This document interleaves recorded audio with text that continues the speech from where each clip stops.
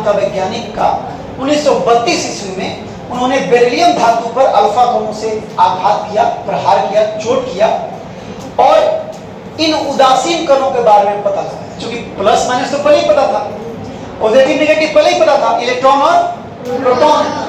तो तीसरे कण के बारे में पता चला, चैडविक ने जो पता लगाया उनका नाम न्यूट्रॉन रखा गया क्योंकि इसमें कोई आवेश नहीं है। ठीक है ना। इनका द्रव्यमान प्रोटॉन के द्रव्यमान के लगभग बराबर होता है। ठीक। न्यूट्रॉन के गुण क्या है? न्यूट्रॉन में कोई आवेश नहीं होता है। ठीक है ना।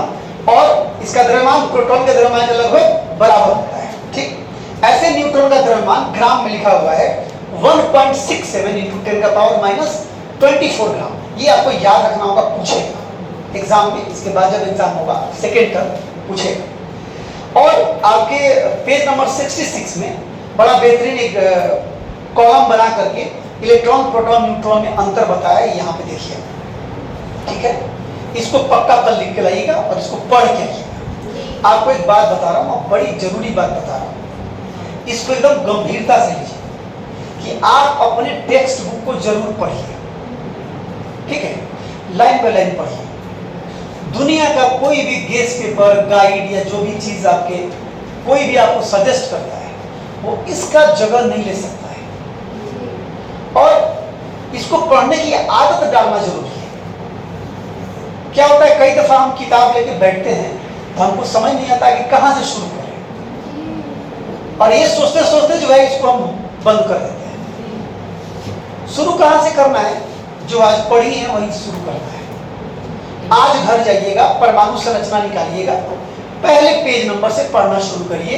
जो जो इंपॉर्टेंट लाइन है अंडरलाइन करते जाइए और एक दफा पूरा शुरू से लेके अंत तक पढ़ जाइए।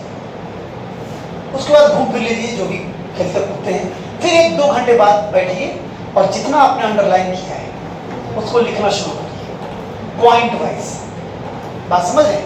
उससे क्या होगा कि जब पूरा तैयार कर लीजिएगा, आपको किसी गेस, गाइड और किसी चीज की जरूरत नहीं पड़ेगी। एक बार पढ़े, दोबारा लिखने में फिर पढ़ रहे हैं, तिबारा हम जब देते हैं लिखने के लिए तब आप पढ़ते हैं।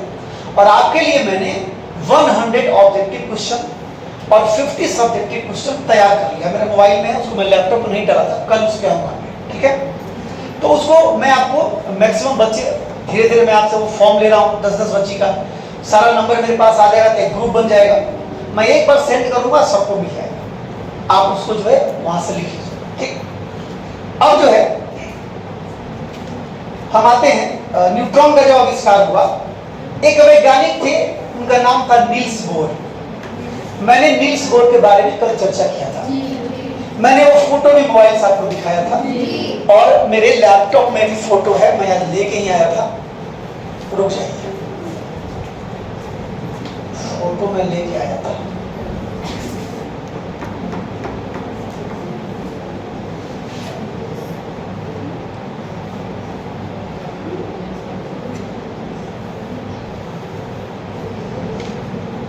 कोई इधर से जाने दीजिए, क्योंकि बड़ा सा स्क्रीन में फोटो रहेगा तो आपको दिखेगा। अच्छा, मैं लाया था उसको।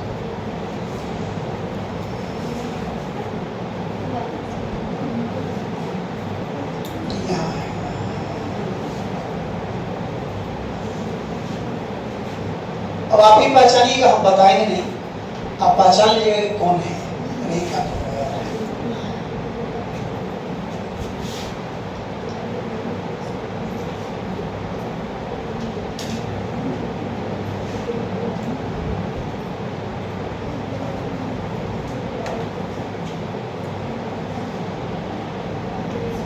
आ गया? इसको तो मैंने लिख भी दिया है। ये कौन है? नील्स बोर है। अब हम ये चाहते हैं कि हम जब आपको पढ़ाएं तो जिन वैज्ञानिक का जिक्र करें उसको हम रात को डाउनलोड करके उनका नाम लिख करके और रखें। और मैंने दिया था कि आप इनके बारे में कुछ लिख करके लाइए। आप लाए, बहुत अच्छी बात है। नील्स बोर ने वो जो रदरफोर्ड का जो समस्या था कि वो बता नहीं पाए कि किस कक्षा में कितने परमाणु होंगे, नील्स बोर ने बिल्कुल क्लियर कर दिया। उन्होंने 2n² का जो मैं फार्मूला कह रहा हूं, उन्होंने बताया था कि इससे हम पता लगा सकते हैं कि किस कक्षा में नंबर ऑफ इलेक्ट्रॉन्स कितने होते हैं। नील्स बोर, ठीक है ना। और ये नाम अब लिखा नहीं भी रहता, आप इनको पहचानिए। मैं इसको प्रिंट करवा के और इधर जो जगह बचा हुआ है कुछ डिटेलिंग इस पे करके और इसको क्लासरूम में इसी रूम में लगा दिया जाए। एक ना धागा बढ़िया बंधवाते इधर से इधर ताकि बीच में लटका रहे। मैं पिछले स्कूल में था, मुझे गर्ल्स स्कूल में, तो उस समय में मैं अपने क्लासरूम में लगाया हुआ था, हिंदी का सब लगा हुआ था, तो ये साइंस का मैं हम लोग लगा दिया।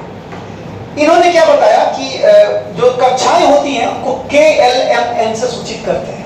K पहली कक्षा, L दूसरी कक्षा, M तीसरी कक्षा, ऐसे करके आगे बढ़ता है और N के जगह पर कक्षा का नाम बदलते जाइएगा और आपको क्या आते जाएगा, नंबर ऑफ इलेक्ट्रॉन्स प्राप्त होते जाएगा। तो मान लीजिए कि मैं आपसे कहूं KLMN, N चौथी कक्षा हुई ना, चौथी कक्षा में कितने इलेक्ट्रॉन होते हैं? चौथी कक्षा में मैक्सिमम कितने इलेक्ट्रॉन हो सकते हैं? 32 होंगे। कितने होंगे? 32। क्योंकि 2n स्क्वायर है, n के जगह पर 4 रखिएगा, 4 का स्क्वायर 16 होगा और 16 में 2 से गुना करिएगा तो 32 होगा।